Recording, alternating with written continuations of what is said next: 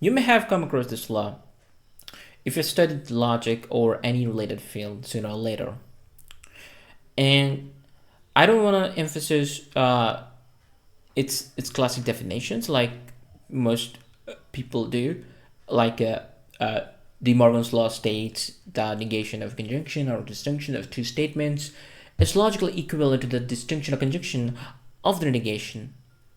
And as it can be a bit confusing because, but then we have this expression by using some symbols, and we get this as you can see in the screen. Now, if you're kind of person who find this mechanical and prefer asking deeper why questions, then you are in the right place to start thinking about what's really going on here. Because here,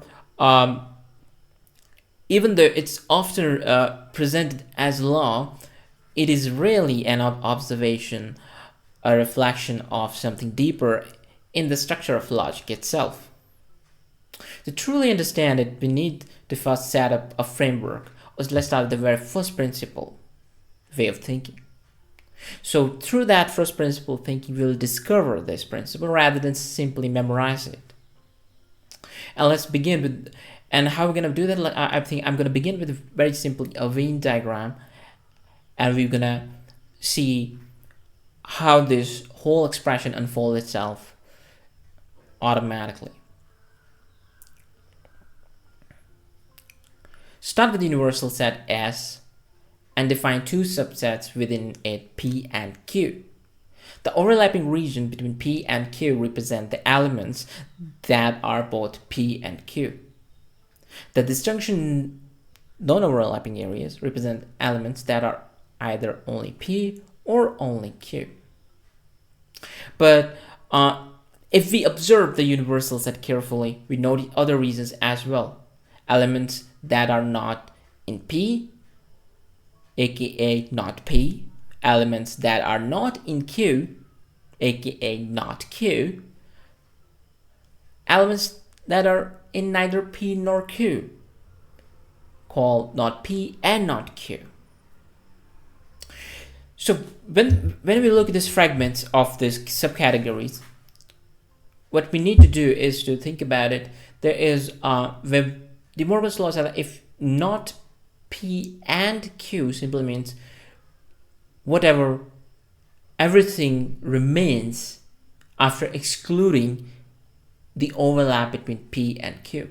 That's what it means. Like if we exclude P and Q, which is the overlap area between P and Q categories or classes or set, then what we are left with is what the expression we're gonna construct.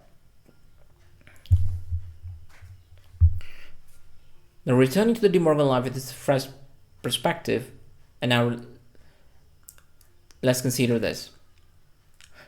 This not P and Q, this represents everything in the universal set except the overlapping regions of P and Q. So what remained when we exclude the P and Q regions, we left with all the categories in the universal set. Only P, only Q, neither P nor Q. To express this remaining region, we look at the union of all categories except P and Q, and that gives us a nice expression: P or Q or not P or not Q or not P and not Q. But this contains everything, including P and Q, which we want to exclude.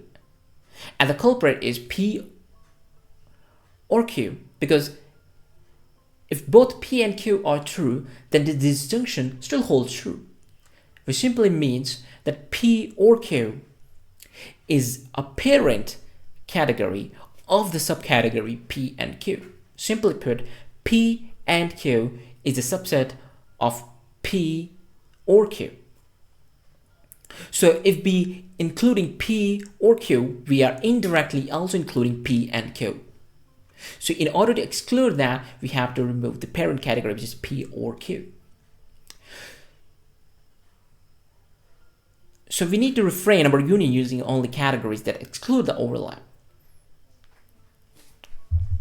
Now here's the key observation.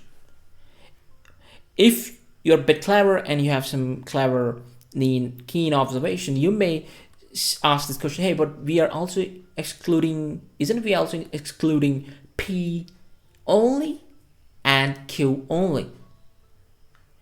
But if you see the diagram, and I already mentioned how this reason works, you will see that a not P also contain Q. And similarly, not Q contains elements where P is true. So simply put, not Q is a parent category, and Q is come under that category as a subcategory. So simply put, Q is a subset of not P, and not Q is a subset, P is a subset of not Q. This means that by covering not P and not Q, we are indirectly covering the elements in only P and only Q as well. Then here, not P and not Q is already included in union not P or not Q as well, as the reason already mentioned, because if we draw a Venn diagram of this category, not P and not Q, and we create another category, not P or Q, then we'll say not P and not Q actually contain this whole region of whole this subcategory, not P and not Q. So we don't need that extra thing when the parent category is already including the subcategory not P and not Q, and we can also exclude this redundancy in the expression, and so we can simply have not P or not Q. This is exactly the expression De Morgan's law gives us. And just like that, we have proved the De Morgan's law not as a rigid rule to memorize, but as natural consequences of how logical categories partition the universal of discourse. I hope this rings some bells in your head and makes the law feel more intuitive and grounded. I know it's going to take some time, maybe a couple of rewatch to get to digest this idea. And I'm open to answer questions. If you guys have any questions, any doubts, you can post down in the comment section, and I will be happy to answer those questions. Thank you.